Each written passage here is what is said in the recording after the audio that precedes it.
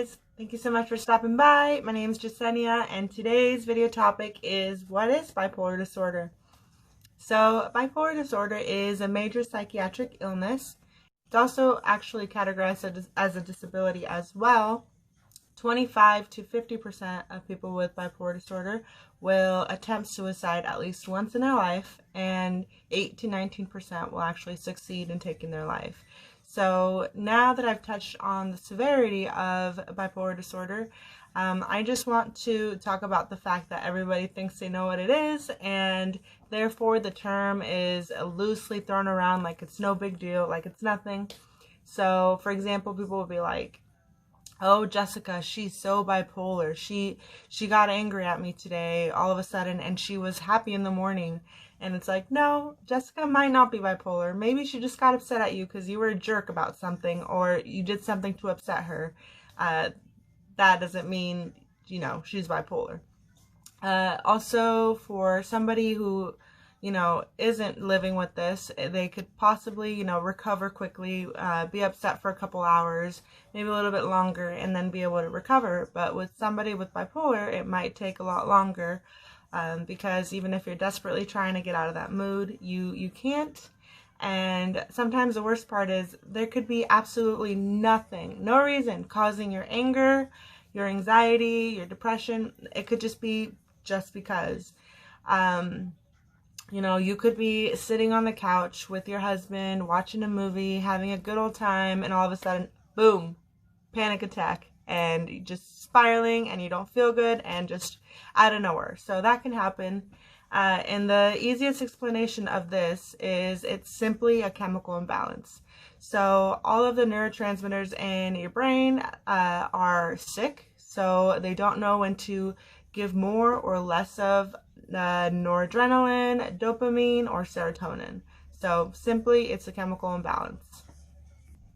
And people can be moody by nature. It's completely normal for everyone to have mood swings. Everyone can be cranky sometimes, or everybody can just be down for a couple days or weeks even without it being, a mental illness. So if you keep seeing me look down, it's because I got my notes here. But for bipolar disorder, it is mood swings that disrupt your daily life or your ability to perform at times. So mood swings that go beyond the normal, extreme shifts in moods, emotions, and energy levels. And no, it's not I'm super happy, excited, having the best time ever in the morning, and then, super angry, depressed at night. It's not like that. It's not. Usually it's people will be stuck in episodes for periods of time. So it'll be, people will be stuck in a major depressive episode for, weeks or months, or maybe even some cases years. So it's not like you're angry in the morning, sad, you're not happy in the morning, and then angry. It doesn't just flip like that, like people think. So now I just want to give the official definition that the DSM-5 defines as bipolar disorder. So bipolar disorder is the presence or history of one or more major depressive episodes present during the same 2-week period and represent a change from previous functioning. At least one of the symptoms is either depressed mood or loss of interest or pleasure. These symptoms can be depressed mood most of the day, nearly every day, markedly diminished interest or pleasure in all or almost all activities, significant weight loss or weight gain, or decrease or increase in appetite, insomnia, or hypersomnia, nearly every day. Psychomotor agitation or retardation, nearly every day. Fatigue or loss of energy, nearly every day. Feelings of worthlessness or excessive or inappropriate guilt, nearly every day. Diminished ability to think or concentrate or indecisiveness, recurrent thoughts of death, not just fear of dying, or suicide attempt, or a specific plan for committing suicide. There's also the presence or history of at least one manic episode. Mania is a distinct period of abnormally and persistently elevated, expansive, or irritable mood, and abnormally and persistently increased activity or energy lasting at least 4 consecutive days, and present most of the day, nearly every day. Inflated self-esteem or grandiosity, decreased need for sleep, more talkative than usual, or pressure to keep talking. There can be flights of ideas or subjective experience that thoughts are racing. there's distractibility, increase in goal-directed activity, or psychomotor agitation. There's excessive involvement in pleasurable activities that have a high potential for painful consequences. So there's actually a couple different kinds of bipolar disorder, so I just want to touch on a few. So there is bipolar disorder type 1, which is what I have, and this is a manic depressive disorder that exists both with and without psychotic episodes, more on the manic side, and this is known as the more severe side of the illness. And then there's bipolar 2, which is hypomanic and depressive episodes and usually do not inhibit function. This is known as the less severe version of the less severe side of the illness. I've heard of a couple people who enjoy their hypomania because they don't actually reach true mania, and hypomania can actually increase your productivity, creativity, and energy levels, and just, you know, self-esteem. Any kind of bipolar disorder is very challenging to live with, so yes. And then there's cyclothymia, which is a cyclic disorder where people swing, they go from hypomania to mild depression, but they don't actually reach, you know, full mania or full depression, and therefore they don't meet the criteria. So that is cyclothymia. And once again, you can be a moody ass person without it being bipolar. You can be, you know, really sad and down for a while without it being depression. You can love cleanliness and organization without it being OCD.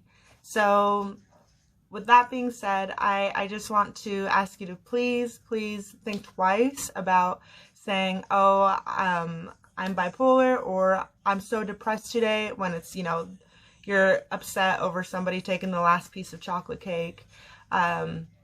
Just try to, you know, maybe don't say that, or I'm not telling you what to do, but I just, by doing that, what you're doing is truly, you're really minimizing and invalidating the many struggles that so many people face. So yeah.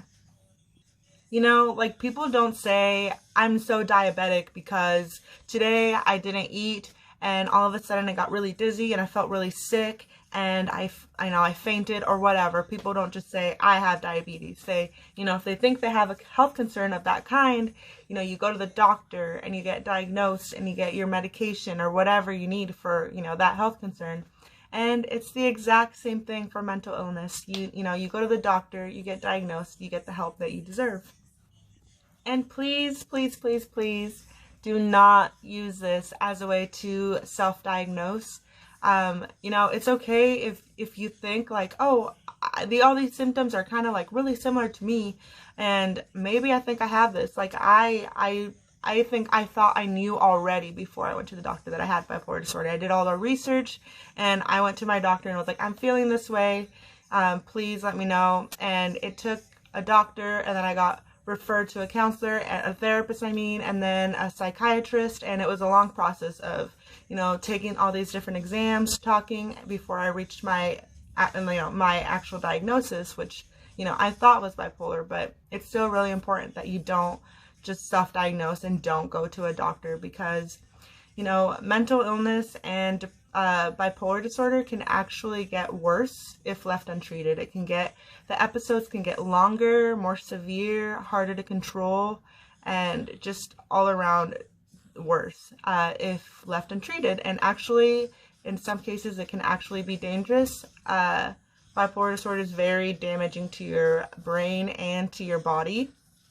So, you know, definitely get the help, definitely get on medication to help minimize, you know, the episodes, to help minimize your struggles, because it's really unhealthy to, you know, live in mania where, you know, your heart is going 130 beats a minute, you're throwing up because you can't eat, you're throwing up any meal that you've ate, or just, you know, just an example. So, you know, please go get the help that you deserve. There is no shame in going and getting the help.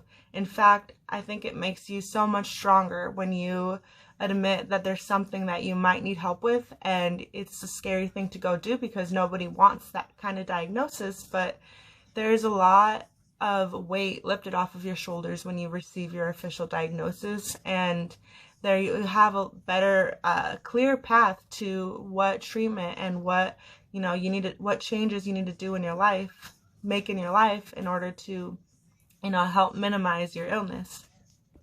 Apart from medication for bipolar disorder, there's also, you really need to make sure you get enough sleep every night. Make sure that you're exercising regularly and eating healthy, because all of these things combined with your treatment and medication ultimately really, really do help stabilize you and help you feel better. Even if it's not all the time, it's still, best to try to be in that zone as much as you can. Lastly, I just want to say that, people with mental illness or people with bipolar disorder can actually lead happy, successful, fulfilling lives. Sometimes you just need the help of a doctor, your treatment, medication, and, you need to tweak some things in your life to benefit your health.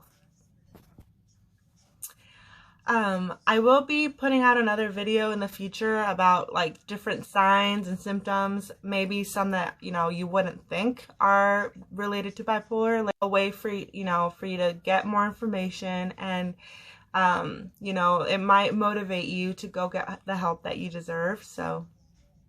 And you are not weak for getting the help. You are not weak for having this kind of illness.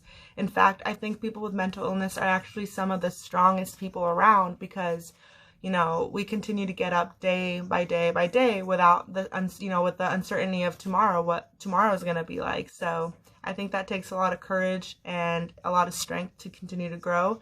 And, if maybe right now you're too scared to go to the doctor, but you still feel like you need to talk to somebody, don't feel scared or embarrassed to message me. I'm here to talk.